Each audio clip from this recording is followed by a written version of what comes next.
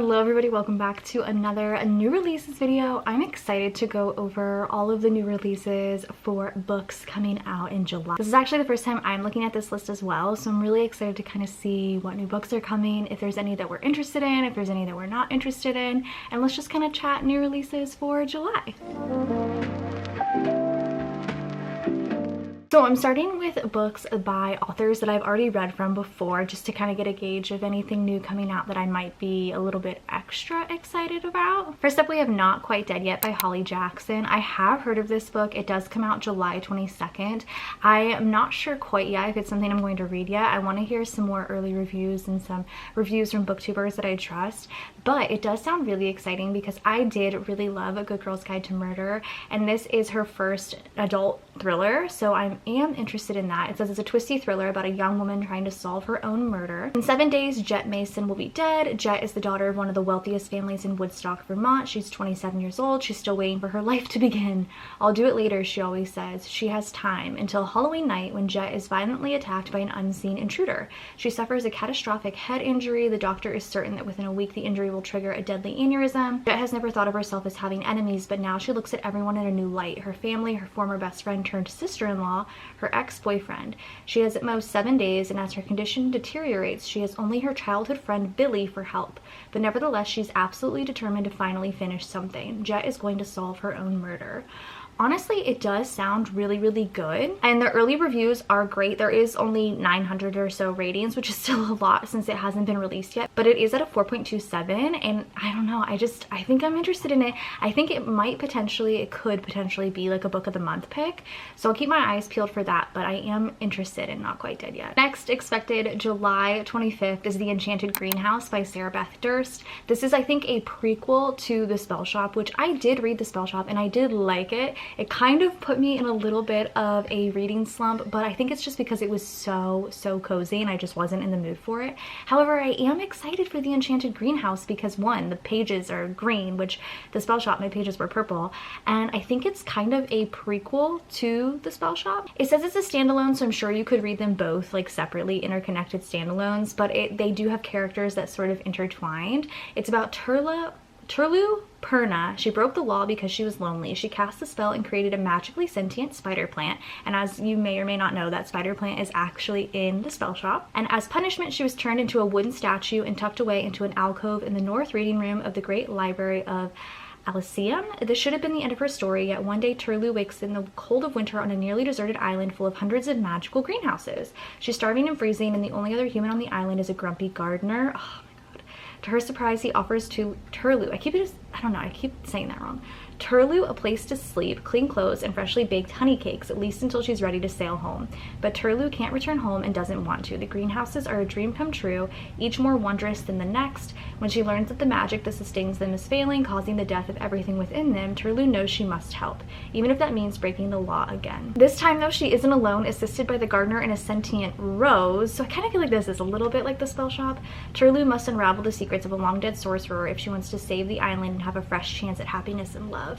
I don't know, it kind of sounds exactly like The Spell Shop, just different. I don't know.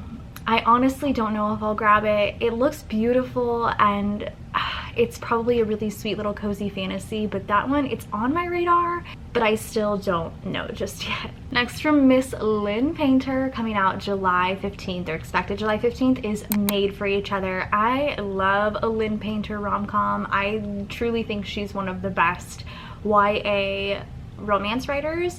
I haven't read a single one of her adult romances. I do own one, but I adore her YA romance. However, this is an adult romance. It says, as a professional cleaner, Abby Mariano never thought her apartment would have any sort of infestation, but because of a building-wide outbreak, she now needs somewhere to stay for a week. As a part-time student with 2 jobs, she doesn't have many options. Then the solution presents itself. The owner of the penthouse she cleans is out of town for the week. She normally wouldn't consider it, but he's literally never around. She's never even met him. It goes great until one morning she finds 2 strangers in the kitchen. They're the parents of the penthouse owner, and they seem to think they've heard all about Abby, not as their son's maid, but as his girlfriend. Oh my god, is this fake dating? Declan Powell has always put his career first. Oh, I wonder if this is dual POV. Working his way up to become an executive at his company, but he still has his sights set on the next level. When his parents mention that they met his girlfriend Abby, he all but chokes on his escargot. As wonderful as it sounds that she was just darling, he doesn't actually have a girlfriend. He made her up to get everyone off his back. When Dex finds out who Abby really is, he makes her a proposition, pretend to date him, and he'll provide everything she needs during their little arrangement. What harm could it do? Honestly, it sounds pretty great. It sounds pretty great. It almost reminds me of Made in Manhattan, and I think it's just because it's a maid book. But yeah, I probably will read this one. Now, this is one I do not plan on reading, but I figured I would still tell you guys about it because even though I might not plan on reading this, you might enjoy it as well. And this is from Kate Alice Marshall. I have had many a struggle with Kate Alice Marshall as an adult thriller writer, but this is her next adult thriller. It is called We Won't All Survive. It comes out July 29th. 2 years ago, Mercy Gray was hailed as a hero for saving lives during a mall shooting. She still carries souvenirs from that incident, the fragment of a bullet lodged in her back. A mountain of medical debt and guilt for ignoring her sister's warnings that the sweet boy next door was anything but. Ooh. When billionaire turned TV host Damien Dare recruits Mercy to compete on his new survivalist reality show, she can't turn down a chance at the whopping cash prize that could send her sister to college. But when she and the other contestants arrive at the off-grid location, something isn't right. The set is empty, the gates close without warning, trapping them inside. Then one of them turns up dead. What appeared at first to be a tragic accident quickly transforms as more contestants start dying. With time and resources running low, surviving the show takes on a new meaning. I don't know. I personally don't plan on reading this. Sounds interesting, but I don't know. I just don't really love Kate Alice Marshall as an author. If this is something you're interested in reading, definitely let me know once you read it if you like it, if you've read any other Kate Alice Marshall and your thoughts on that, because maybe we have differing opinions so you are more excited about this. This is definitely not something that I am gonna be picking up. I feel like Jessa Hastings just released a book, right? Or am I crazy? But this is another book from Jessa Hastings this year. This is expected July 15th. This is Time of Your Life. I really like this cover. It's a contemporary romance again. It only has 1 rating, you guys, and it's a 5-star rating, which is kind of crazy. How does it only have 1 rating? There's not really much to the synopsis, but I'll still read it to you. I still like 1 rating and it's expected in less than a month is kind of crazy. It says she wasn't supposed to meet someone like him. He wasn't supposed to be her undoing. In 1995, Joa Harrigan is the brash, enigmatic frontman of the biggest band in the world, and oh gosh, this name. Isolde is the iconic face of a generation. I'm sorry if I mispronounced that. She's who people write their songs about, the kind of girl who could ruin a man. He doesn't fall and she doesn't chase. But from the moment they meet, it's headfirst, reckless, and inevitable. It sounds like Magnolia Parks. Too much, too fast. Loving her makes Joa feel alive, but it also makes him feel trapped. Her star burns just as bright as his, and he doesn't know how to be with someone he can't control. The more he wants her, the more he resents her for it. But fame is corrosive and so is love. Neither were built to survive both, because some loves don't end, they can't, so they just destroy you. This sounds like Magnolia Parks, just a little bit different, so I don't know. And I also didn't even realize she was coming out with another book this year. Did you know about this? Because I didn't. I did talk about this book last month, but it does look like the expected pub date got pushed, so it is now expected to come out July 1st, and that's My Ex The Antichrist by Craig DeLuey. I am still very much so interested in this book. Like I said, I did talk about it in last month's June new releases, so I won't go too much into it. I did just want to let you guys know that the pub date did get pushed. Expected July 3rd from Lisa Jewell, we have Don't Let Him In. I have read one Lisa Jewell, and I did enjoy it. I felt like it was a really good thriller. I didn't really enjoy the premise too much, but I felt like the writing was really good, so I am a little bit intrigued by this one. It says, who are you really? Nick Radcliffe is a man of substance and good taste. He has a smile that could melt the coldest heart and a knack for putting others at ease. He's just what Nina Swan needed in her life after her husband's unexpected death. But to Nina's adult daughter, Ash, Nick seems too slick, too polished, too good to be true.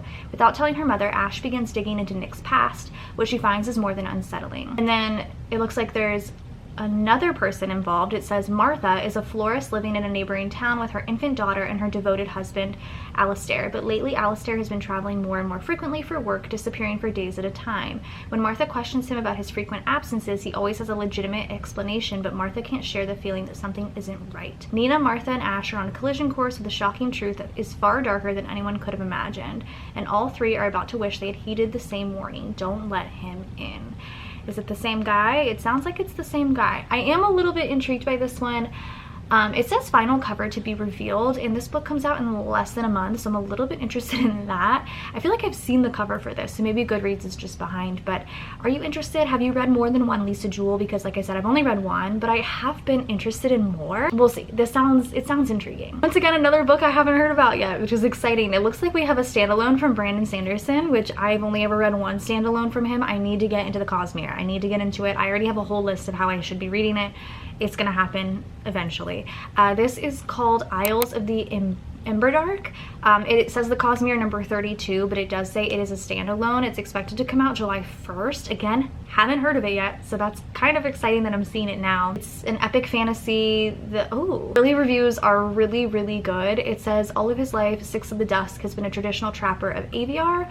Guys, I'm sorry. The supernatural birds his people bond with on the deadly island of Patji. Then one fateful night, he propels his people into a race to modernize before they can be conquered by the ones above, invaders from the stars who want to exploit the aviar. It's a part of the Cosmere, so I'm sure a lot of this information makes sense to people that have read this book and that are listening to this, or read these books and are listening to this and are like, wow, that girl's really dumb, but I can't disagree.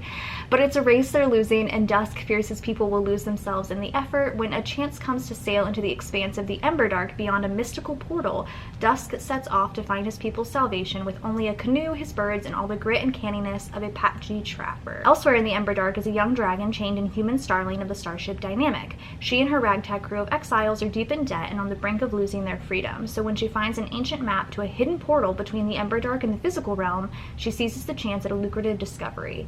These unlikely allies might just be the solution to each other's crisis. In their search for independence, Dusk and Starling face perilous bargains, poisonous politics, and the destructive echo of a dead god. It says he expands his thrilling novella, Six of the Dusk, into this mythic novel of legends lore and warring galactic superpowers.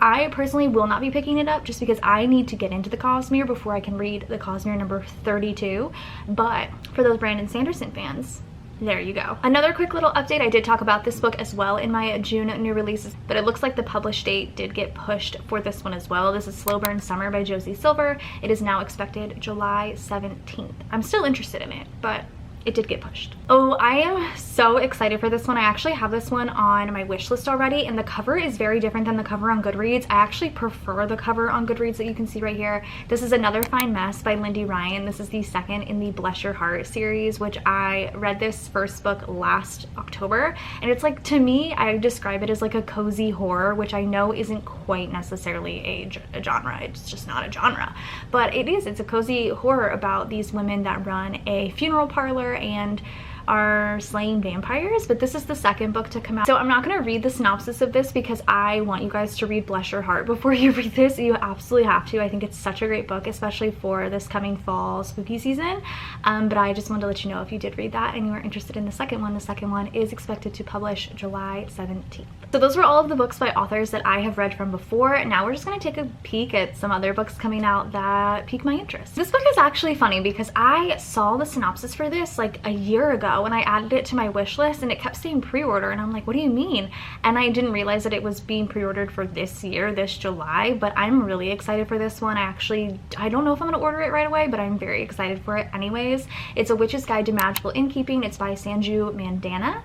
It's expected July 15th. First and foremost, I adore the cover. It says it's a whimsical and heartwarming novel about a witch who has a second chance to get her magical powers and her life back on track, and it's from the same author as The Very Secret Society of Irregular Witches, which I've heard is incredible. I need to read that as well. It says Sarah Swan used to be one of the most powerful witches in Britain. Then she resurrected her great aunt Jasmine from the very recently dead, lost most of her magic, befriended a semi-villainous talking fox, and was exiled from her guild. Now she slightly reluctantly and just a bit grumpily helps her aunt run an enchanted inn in Lancashire, where she deals with her quirky guests' shenanigans, tries to keep said talking fox in check, and longs for the future that seems lost to her. But then she finds out about an old spell that could hold the key to restoring her power. Enter Luke Larson, handsome and icy magical historian who arrives on a dark winter evening and might just know how to unlock the spell's secrets. Luke has absolutely no interest in getting involved in the madcap goings-ons of the inn and is definitely not about to let a certain bewitching innkeeper past his walls. So no one is more surprised than he is when he agrees to help Sarah with her spell. Worse, he actually might be thawing. Running an inn, reclaiming lost magic, and staying one step ahead of the watchful guild is a lot for anyone, but Sarah Swan is about to discover that she doesn't have to do it alone, and that is the weird, wonderful family she's made might be the best magic of all. Cozy, witchy fantasy. I think it's going to be really good. I'm actually really excited for this one. I know a lot of people are going to be really excited for this one. I'm a little bit intrigued, but not, I don't know yet, but it is the first of a series, a rules of the game series. It's called Offside. It is a hockey romance by Avery Keelan. It's expected to come out July 8th. It says it's an addictive college hockey romance. Heartbreaker, troublemaker, and my ex's biggest rival. Ooh, I love that. After my boyfriend, oh, why is it in first person? That's so strange. After my boyfriend of 2 years unceremoniously dumps me on my 21st birthday, my friends drag me to a trendy new nightclub to drown my sorrows. Several drinks later, I spot the perfect rebound standing next to the bar, Chase Carter, my ex's worst enemy. A notorious antagonizer, Chase is cocky, smart-mouthed, and undeniably hot. Even better, he's rumored to be impressively skilled at more than just hockey. This kind of a little bit sounds like Icebreaker because it says they have study dates, and then it has the tropes listed at the bottom. It says Offside is a college hockey romance with lots of spice, swoon, and a happily ever after. It's the first book in the Rules of the Game series and can be read as a standalone. It has the tropes listed as well: boy obsessed, ex's rival, cocky hockey hero. Cocky hockey hero, good lord. Good girl, bad boy, soft for her, dual POV. I mean, I'm sure people are really excited for this. I think it sounds interesting, but it also just really gives me Icebreaker vibes. Just a pinch, and it's probably just because it's a hockey romance. I'm sure there's probably no other similarities, but regardless, that's Offside. Next, we have another book in the start of a series. This is the Dearly Belothed series. This is The Irresistible Urge to Fall for Your Enemy by Bridget Knightley. It's expected July 8th. I really like this cover a lot. It says it's the first in a slow burn enemies to lovers romantasy duology featuring a scholarly healer and a gentleman assassin, set in an exquisite fantasy world perfect for fans of The Love Hypothesis and Emily Wilde's Encyclopedia of Fairies. Wait, this just like easily just got moved to like the top of my want to read list. And also has the list of the tropes here. Wait, hold on. Let me read the synopsis first, although a lot of these names I am going to butcher, but then I'll get into the tropes for you guys. I love that the tropes are being listed. Okay, so it says Osric Mordaunt, member of the Fyron Order of Assassins, is in dire need of healing. Naturally, such is the grim comedy of fate. The only healer who can help is Orianne Fairhairn, okay? Preeminent scientist Bastion, what is that word? Of moral good and member of an enemy order. Orianne, I think it's Orianne, is desperate for funding to heal the sick, so desperate that when Osric, oh god, bribes her to help him, she accepts, even if she detests him and everything he stands for. A forced collaboration ensues. The brilliant woman in STEM is coerced into working with the PhD in murders, much to her disgust. As they work together to heal his illness and investigate the mysterious reoccurrence of a deadly pox, they find themselves ardently denying their attraction, which only fuels the heat between them. Sounds great. The tropes are enemies to lovers, high interaction slow burn, hyper competent idiots, he falls first and harder, evisceration is a love language. Honestly, I'm kind of in. And it's only a duology, which sounds great. It honestly looks like a lot of books are coming out that are the start of a series or a trilogy or duology this month, which is kind of exciting. This next one is the start of the Evermore trilogy. This is Rose in Chains by Julie Soto. This is expected July 8th. Your next romantasy obsession. All right, Julie. The war is over, the dark forces have won, and the hero who was supposed to save them is dead. Captured as her castle is overrun by the enemy, Bryony? I can say that word. Rosewood knows that her world as she knows it is changed forever. The dark forces of Beaumard have won, and her people, the Eversons, face imminent servitude, imprisonment, or death. Her brother fated to be her... Wait, I read that so weird. Her brother fated to be heir twice over and unite the warring kingdoms is dead. Stripped of her mind magic and her freedom, Bryony and the other survivors are quickly auctioned off to the highest bidders in an auction. Okay, that makes sense. And as the heir apparent sister, she fetches the highest price. After a fierce bidding war, she's sold to none other than Tovin, a high-ranking Beaumard son, and her long-time and ill-fated infatuation. Scion of a family known for their cruel control of heart magic, the Hursts are ruthlessly ambitious, and Bryony knows they will use her however they can to further their own interests. Yet despite the horrors of her new world and in the role she must learn to play within it, all is not lost. Help and hope may yet arise in the most unlikely of places. Early reviews are really good for this, and honestly the blurb saying your next romantasy obsession kind of sells it a little bit. I'll keep an eye on reviews for this, but it looks good. Another start of a series. This is the start of the Arcana Academy series. This is by Elise Kova. It is called Arcana Academy. It's expected July 22nd. flamboyant. It says a woman who yields magical tarot cards lands herself in a false engagement with the headmaster of a mysterious academy in this first installment of an enthralling romantasy series from the best-selling author of A Deal with the Elf King. I've never heard of that, but that's okay. It says Clara Gray's Word. Okay, those are easy enough names. Has survived the underworld of Eclipse City through thievery, luck, and a whole lot of illegal magic. After a job gone awry, Clara is sentenced to a lifetime in prison for inking tarot cards, a rare power reserved for practitioners at the elite Arcana Academy. Just when it seems her luck has run dry, the Academy's enigmatic headmaster, Prince... Oh, here we go. Callus? Sure. I thought we were okay there with Clara, but then it had to throw me off. Offers her an escape for a price. Callus believes that Clara is the perfect tool to help him steal a tarot card from the king and use it to recreate an all-powerful card long lost to time. In order to conceal her identity and keep her close, Callus brings Clara to Arcana Academy, introducing her as the newest first-year student and his bride-to-be. That's so odd. Thrust into a world of arcane magic and royal intrigue, where one misstep will send her back to prison or worse, Clara finds that the prince she swore to hate may not be what he seems. But can she risk giving him power over the world and her heart, or will she take it for herself? The cover of this is honestly so stunning, and I don't know if I really can commit to another series quite yet, but we'll see, because I don't know. I'm judging this book by its cover. It's gorgeous. Feels like there's a lot of fantasy coming out in July. Next, this book looks so interesting. This is The Bewitching by Sylvia Moreno Garcia. This is expected July 15th. I really love this cover. It says 3 women in 3 different eras encounter danger and witchcraft in this eerie, multi-generational horror saga from the New York Times bestselling author of Mexican Gothic.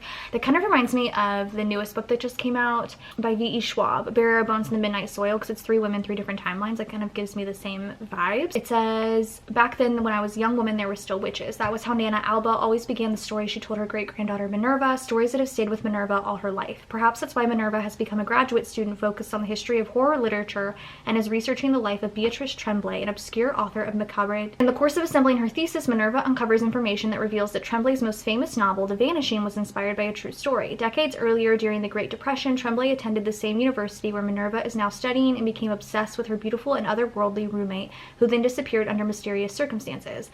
As Minerva descends ever deeper into Tremblay's manuscript, she begins to sense that the malign force that stalked Tremblay and the missing girl might still walk the halls of the campus. These disturbing events also echo the stories Nana Alba told about her girlhood in 1900s Mexico, where she had a terrifying encounter with a witch. Minerva suspects that the same shadow that darkened the lives of her great-grandmother and Beatrice Tremblay is now threatening her own in 1990s Massachusetts. An academic career can be a punishing pursuit, but it might turn outright deadly when witchcraft is involved. I take back what I said about the V.E. Schwab book. However, this does sound really interesting, and I just love a good witchy book. Again, I will always pay attention to reviews before I purchase, because I need to make that informed decision, but this looks really, really good. Looks like a new thriller from Megan Miranda is expected to come out July 29th. This is called You Belong Here. I have not read a Megan Miranda, but I feel like I'd like her, so I'm interested. This says a decades-old secret that drove a mother from her hometown now threatens her college-bound daughter in this twisty new thriller. Beckett Bowery never thought she'd return to Wyatt Valley, a picturesque college town in the Virginia mountains steeped in tradition. Her roots there were strong. Beckett's parents taught at the college, and she never even imagined studying anywhere else until a tragedy her senior year ended with 2 local men dead and her roommate on the run, never to be seen again.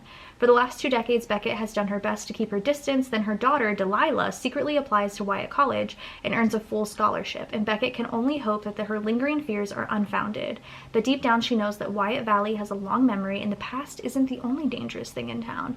That synopsis gives us nothing, and yet I'm intrigued. I clicked on this just because I love this cover. This is Totally and Completely Fine by Alyssa Sussman. This is expected July 8th. Never heard of this. I don't think I've heard of this author, but this cover is really speaking to me. It says that it's the best-selling author of Funny You Should Ask, which is a... what? I don't know. I really like this cover, so I'm going to look into this. It's a contemporary romance. It says, in her small Montana hometown, Lauren Parker has assumed a few different roles: teenage hellraiser, sister of superstar Gabe Parker, and most recently, tragically, widowed single mother. She's never cared much about labels or what people thought about her, but dealing with her grief has slowly revealed that she's become adrift in her own life. Then she meets the devilishly handsome actor Ben Walsh on the set of her brother's new movie. Okay, that makes sense. I was like, what is he famous for? They have instant chemistry, and Lauren realizes that it has been far too long since someone has really and truly seen her.